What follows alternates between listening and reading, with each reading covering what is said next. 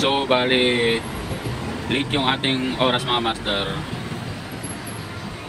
So turuan ko yung paano mag-reset and itama yung oras ng ating EDP. So pipinutin nyo lang itong dalawang panel na to, left and right sabay.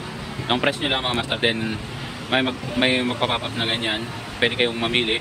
So pipinutin nyo itong down, itong panel na to nasa gitna, i-down nyo lang yan. Yan, 12 hours or 24 hours, pwede ka mamili.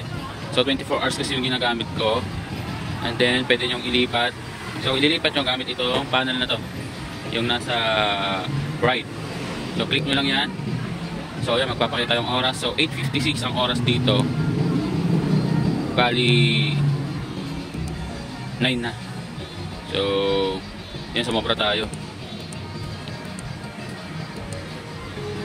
So ulitin lang natin. Long press, right click, then yung oras, up natin ng isa dahil 9:40 na. Set natin siya sa 9:40. Then gamitin nyo itong up and down panel para iset yung oras. So 40.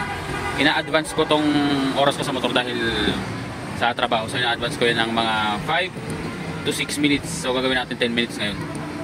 Ayan, 10 minutes. Then ito mga master, itong mga bilog-bilog na ito yung brightness ng ating panel. So pwede nyo yun baguhin. Yan yung pinakamataas nya. Then next is yung kilometer, pero wala na yan. Yun lang mga master. Sana may natutunan kayo, and ride safe.